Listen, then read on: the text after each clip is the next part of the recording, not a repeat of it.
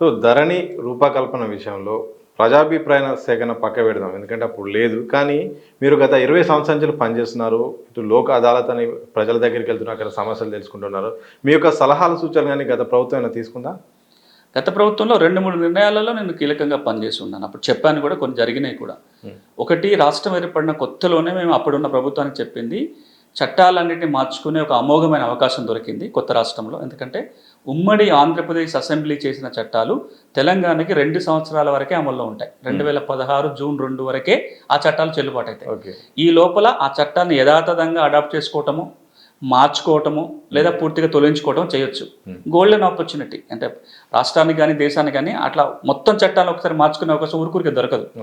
మేమేమన్నామంటే కనీసం భూమికి సంబంధించిన అంశాలను మాకు చెప్పండి, మేము విస్తృతంగా అధ్యయనం చేసి ఏ చట్టం ఉంచుకోవాలి, ఏది తొలగించాలి, ఏ చట్టంలో ఏ మార్పు రావాలి మేము చెప్తామని చెప్పాము. మా సూచన మేరకు అప్పటి ప్రభుత్వము నల్సార్ విశ్వవిద్యాలయానికి రూరల్ డెవలప్మెంట్ ఇన్స్టిట్యూట్ కలిపి బాధ్యత ఇచ్చింది. ఇప్పుడు ఆర్డీఐ సంస్థకి డైరెక్టర్గా ఉన్నా. రూరల్ డెవలప్మెంట్ ఇన్స్టిట్యూట్ అని ఒక అంతర్జాతీయ సంస్థ, స్వచ్ఛంద సంస్థ, భూమి సమస్యల మీదనే పనిచేసే సంస్థ. నేను దానికి అప్పుడు డైరెక్టర్గా పనిచేస్తున్నా. మా కోరిక మేరకు ప్రభుత్వం ఒక జీవో జారీ చేస్తూ నల్సార్ విశ్వవిద్యాలయం ఆర్డీఐకి ఆ బాధ్యతలు అప్పచెప్పింది. నేను అప్పుడు 2 బాధ్యతలు నిర్వహిస్తున్నా. ఆర్డీఐ డైరెక్టర్గా ఉన్నాను, నల్సార్లో ఉన్న ల్యాండ్ సెంటర్కి బాధ్యుడు కూడా వ్యవహరిస్తున్నా. అప్పుడు మేమందరము ఒక 6 నెలల పాటు పెద్ద ఎత్తున కసరత్తు చేసి తెలంగాణలో అమల్లో ఉన్న చట్టాలన్నింటినీ గుర్తించి ఏ చట్టంలో ఏ మార్పు చేయాలో ప్రభుత్వానికి మేము సూచించినాం. దాంతోపాటుగా ఈ అన్ని చట్టాలను క్రోడీకరిస్తూ ఒకే ఒక చట్టం తీసుకొస్తే రాష్ట్రానికి మేలు జరుగుతుంది, ఒక నివేదిక ప్రభుత్వానికి ఇచ్చాం. అవి చిన్న చిన్న మార్పులతో సరిపెట్టుకున్నారు, కానీ పెద్దగా ఆ తర్వాత జరిగిన కార్యక్రమం నాకు కనపడలా. ఇక రెండో సందర్భంలో భూ రికార్డుల ప్రక్షాళన ప్రారంభం కావడానికంటే ముందే నేనే స్వయంగా ఆర్డీఏ తరపున, నల్సార్ తరపున 8 గ్రామాలలో రికార్డులు ప్రజల భాగస్వామ్యంతో ఎట్లా సవరించవచ్చో మేము చేసి చూపించినాం. ఇప్పుడు కూడా పుట్టల భూపతి అని పాకాల చెరువు, నర్సంపేట దగ్గరలో ఉన్న పాకాల చెరువు దగ్గర ఒక చిన్న గ్రామం, గిరిజన గ్రామం, బ్రహ్మాండంగా సక్సెస్ అయింది. అక్కడ ఉన్నాయే 108 కుటుంబాలు, 1000 ఎకరాల భూమి ఉంటుంది.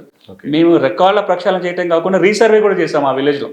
ఆ రికార్డు నోటిఫై అయింది. రెవెన్యూ డిపార్ట్మెంట్ సహకారంతో ఇష్యూలు పరిష్కారం చేసి కొత్తగా పాస్ పుస్తకాలు ఇస్తే ఆ గ్రామంలో రైతాంగము పట్టాల పండుగ చేసుకున్నారు. ఎంతోమంది అంతర్జాతీయ మీడియా మిత్రులు, ఆల్ ఇండియా లెవెల్లో పనిచేసే మీడియా మిత్రులు, మన రాష్ట్రంలో కొంతమంది మీడియా మిత్రులు కూడా ఆ గ్రామానికి పోయి చూసి వచ్చారు.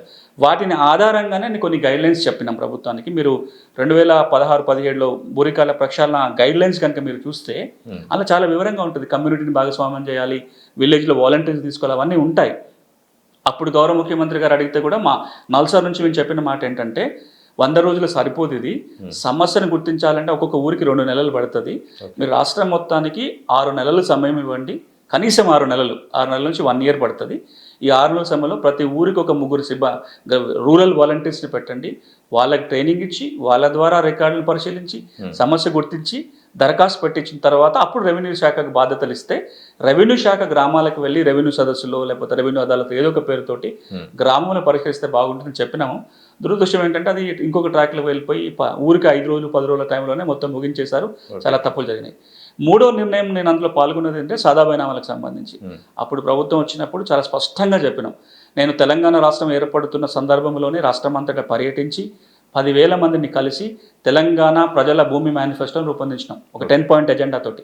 అది ప్రభుత్వానికి ఇచ్చిన అన్ని రాజకీయ పార్టీలు వాళ్ళ మేనిఫెస్టోలో ఇళ్ళకెళ్ళి అంశాలు పెట్టుకున్నారు. అందులో ప్రధానంగా ఒక మాట చెప్పింది ఏంటంటే, సాదా బైనామా ఎంత లేదన్నా 10-12 లక్షల మంది ఉంటారు, వాళ్ళకి పట్టాలు రావాలంటే మళ్ళీ ఒక అవకాశం ఇవ్వండి అంటే 2016లో అప్పుడు ప్రభుత్వం అవకాశం ఇచ్చింది. మీరు నెంబర్ కూడా చూస్తే ఆశ్చర్యం వేస్తుంది. నేను 2014లో నా మేనిఫెస్టోలో చెప్పిన, ప్రజల మేనిఫెస్టోలో 10 నుంచి 12 లక్షల మంది ఉండే అవకాశం ఉంటుందని చెప్పిన. 2016లో సాదా బైనామాకి ప్రభుత్వం అవకాశం ఇస్తే ఖచ్చితంగా 12,26,000 దరఖాస్తులు వచ్చినాయి. అందులో 6 లక్షల మందికి 13B సర్టిఫికెట్లు వచ్చి పట్టాలు వచ్చినాయి. ఈ 3 ఉన్నాను. కానీ ఆ తర్వాత జరిగిన పరిణామాలు ఏవైతే ఉన్నాయో, ఈ భూరికాల ప్రక్షాళన కొంచెం ఇంకొక దారిలో వెళ్ళటం కానీ, ఆ తర్వాత జరిగిన పరిణామాల్లో ఎప్పటికప్పుడు ప్రభుత్వానికి నేను పబ్లిక్గానే సూచనలు ఇస్తూ వచ్చిన. ఇప్పుడు మీరు నేను మాట్లాడిన చూసిన కొన్ని వేల వీడియోలు ఉంటాయి అన్ని అంశాల మీద, రీసర్వే కావచ్చు, ట్రిబ్యునల్ విషయంలో కావచ్చు, ధరణి విషయంలో కావచ్చు. ధరణి విషయంలో అయితే మేమే గ్రామాలకు వెళ్ళి భూన్యాయ శిబిరాలను పెట్టి ఇప్పటికైనా మీరు గ్రామాలకు వెళ్ళి సదస్సులు పెట్టి చేస్తే రైతులకు బాగుంటుందని ఎన్నికల ముందు చెప్పినాం, తర్వాత చెప్తున్నాం. అప్పుడైనా ఇప్పుడైనా ఎప్పుడైనా రైతుల కోసం పనిచేస్తున్న వ్యక్తులుగా ప్రజలేం కోరుకుంటున్నారో చెప్పటం మాత్రమే కాదు, చేసి చూపిస్తున్నాం. Okay. మా శక్తి సామర్థ్యాలు ఎంత ఉంటాయి, పైలట్ చేసే దశలో ఉంటాయి. 4 గ్రామాలు, 5 గ్రామాలు, 10 గ్రామాలు చేయగలుగుతాం. ఇగో ఇక్కడ జరిగింది, ఇట్లా చేయండి అని చెప్పగలుగుతాం. మీకు ఒక ఆశ్చర్యకర విషయం ఏంటంటే, బూరికాల ప్రక్షాళన అయిపోయిన తర్వాత 14 రాష్ట్రాల వాళ్ళు వచ్చి మా ఇక్కడ జరిగిన కార్యక్రమాన్ని అభినందించారని పలు సందర్భాలుగా అప్పటి ముఖ్యమంత్రి బహిరంగ సభలో చెప్పాడు. ఓకే. కానీ ఆ 14 రాష్ట్రాల్లో ఎక్కడికి వచ్చారు? పుట్టల భూపతి గ్రామానికి వచ్చి చూశారు. కానీ నేను అప్పుడు అది అన్నాక నేను ఒక మాట అన్నాను, పుట్టల భూపతి గ్రామంలో ఏం జరిగిందో రాష్ట్రంలో ఉన్న 11,000 రెవెన్యూ గ్రామాలు అట్లా జరిగితే నేను సంతోషపడేవాడిని. కానీ పుట్టల భూపతి లాగా మిగతా గ్రామాలు జరగలేదు. ఇప్పుడు కూడా ప్రభుత్వాన్ని కోరుకునేది ఏంటంటే ప్రజల భాగస్వామ్యంతో ఎక్సైజ్ చేయాలని. సంతోషకరం ఏంటంటే ఆ మాట చెబితే గౌరవ రెవెన్యూ మంత్రి గారి సహకారంతో యాచారం మండలం వారు అసెంబ్లీలో ప్రస్తావన చేశారు. పైలట్ కార్యక్రమం నేనే చేస్తున్నా. పైలట్ కార్యక్రమం యాచారం మండలంలో 10 గ్రామాలలో మేము ఏదైతే కమ్యూనిటీ మోడల్ అంటున్నామో ఆ మోడల్లో ఒక పైలట్ నడుస్తుంది. 2 దశలు అయిపోయినాయి.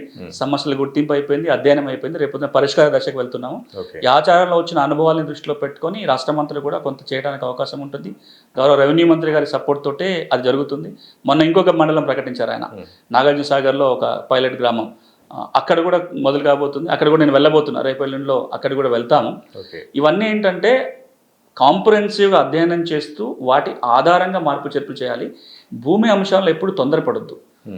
అంటే తొందరగా చేయాలి, కానీ తొందరగా చేయాలనే ఆతురతతో తప్పులు జరగకూడదు.